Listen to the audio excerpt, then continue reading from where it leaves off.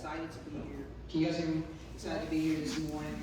I've been in the role about 3 months now, and as Bill said, I moved here from Atlanta about 10 years ago. That's significant for me because I'm a military kid. So I grew up in about 10 states and 3 countries, and then as an adult, I lived in Charlotte, Memphis, Atlanta, and now here. And I see Jerome from my hometown, Memphis, Blues and Barbecue. But this is the longest place that I've ever lived, and actually the friendliest business community that I've ever been a part of. So for those of you who are native Tampanians, you don't know that, but I'm telling you, having lived in a lot of the cities that we measure ourselves against, and at that time I was a young professional, I'm not now, but I was then, and I lived in Charlotte and Atlanta, and this is the most welcoming community. So I think now Tampa Bay is my forever home. It's been here over 10 years now. As Bill mentioned, I am a nerdy banker by trade, turned community leader, and I've been in this role for about 3 months now. For those of you who are not as familiar with the partnership, the Tampa Bay Partnership, as Bill alluded to, was formed about 20 years ago. And we started out as a regional economic development organization that advocated for economic development for the 8-county region. And like all organizations and many businesses, they need to pivot to stay relevant, to stay effective. About 5 or 6 years ago, we made a big pivot. We can tell our chair had played basketball like me. It's a big basketball term, pivot. Right? We made a big pivot, and we decided to do what we're doing now, which is to be a coalition of regional business leaders that advocates for the most pressing issues for our 8-county region. And so we got a couple things when we decided to do this pivot, to take a look at other communities that were doing this, how were they doing it, and how to be most effective. And there were a couple things that came true. One is we needed to be 100% privately funded.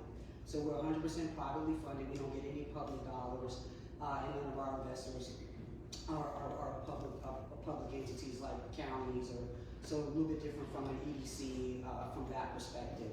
The second thing that we needed to do is keep the group sort of small. So we have less than 50 investors right now that are involved in the partnership. And the third is to be research-based, that we take a look at what we're doing. So that's what we look like now. We have a little bit of every flavor of industry that you can think of that's a member or an investor in the partnership. So we've got the large sports teams, we have hospital systems, we've got not-for-profits, we have banks. We've done a really good job in terms of having diversity in the industry. What we haven't done as good a job is we're too Hillsborough and Pinellas centric. So from my chair, it's tough to say that we're advocating for the 8-county region if 80% of our investors come from 2 counties. So with that in mind, I wanted to bring the same energy that we're doing right now in our region. And Bill, I know you told me to stand here and I'm doing my best, but I'm gonna move around. So one of the things I want to bring is the same energy we have around our sports community. When you think about our sports teams and our fans, they're not just for one area or another, they're for the entire region. We want to bring that same enthusiasm, that same energy, that same passion of what we're doing from a business, civic, and community standpoint. And so I'm working really hard to get out and get us involved around the 8-county region. So been in the role since September 27th, and basically been on what I call a grow and glow tour, finding out what we're doing well, where our areas of opportunity to improve. I played college basketball, and I joke that you watch film not to focus on what you did wrong, but so that you don't make those same mistakes in the next game that you play.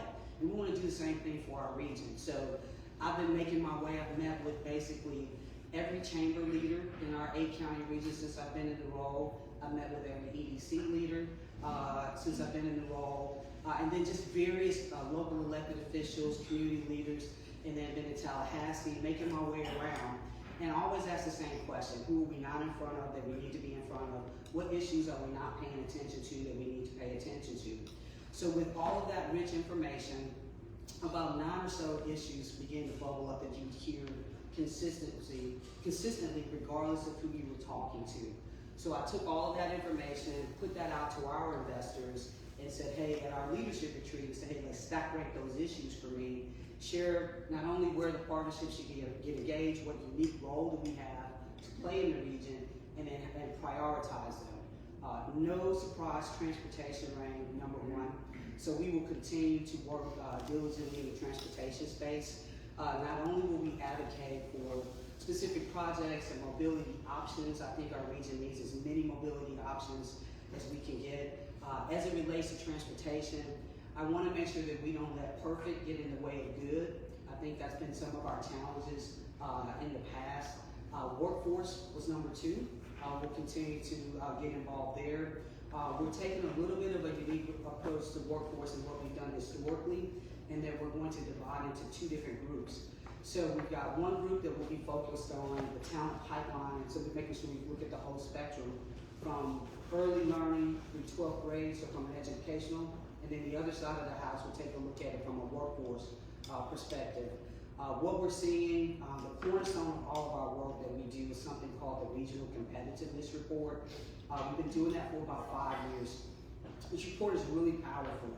What it does, it takes a look at the region amongst 60 different attributes and then baselines us against 19 peer and aspirational markets to see how we're doing. And we've done a great job with this report. This report is now a rich piece of information that a number of you use and what you're doing. A lot of our different entities and organizations use the data. I want to take that and take us from being just a think tank to a do tank. So what we've done historically is put the information out there and say, here's where we are from, pick an attribute. Here's where we rank. This is what it looks like, broken out by demographics.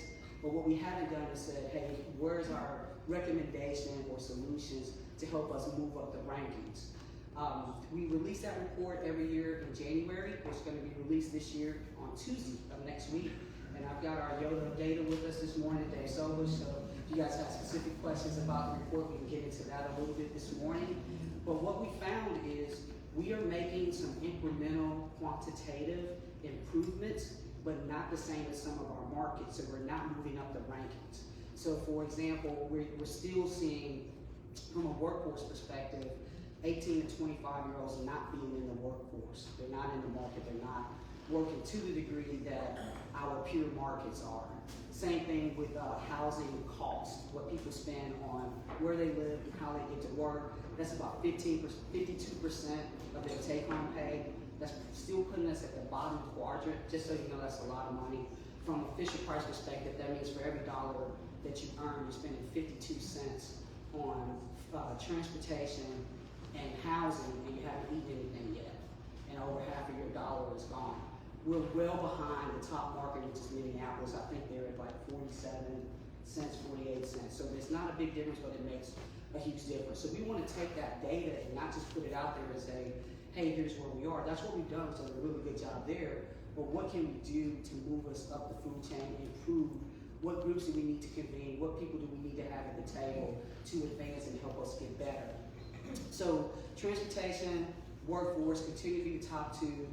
Racial equity is something that we've been spending a lot of time in. The philosophy there will be to fold racial equity and take a racial equity lens into everything that we do. If you really think about economic mobility, it's a three-legged stool between workforce, transportation, and housing. And then what's the equity lens that you take and overlay and take a look at that? So that's the way we will approach that work. And then we've done some other things that are good over the last 18 months that we'll continue to work on. We started a work group on the Project Opioid to look at the economic impact and reduce the number of deaths of the opioid crisis in our community. Unfortunately, over the last year, those numbers are going in the exact opposite direction that we'd like to see that go in. So we've now formed a coalition for that. That's going to spin off into its own not-for-profit called Tampa Bay Lives. We want to have a positive spin on that. We convened about 90 leaders last Tuesday, everything from healthcare, business, and faith-based, local electeds to talk about what we can do there, what legislation can we propose to help reduce those deaths in our community. And then also we're working on the just did a research project on the economic impact of sea level rise in our community. So that's what we're doing. That's what we've been doing from a 30,000 foot view. I'll pause now and let us get into the Q&A section. Should be hands. Oh, here we go.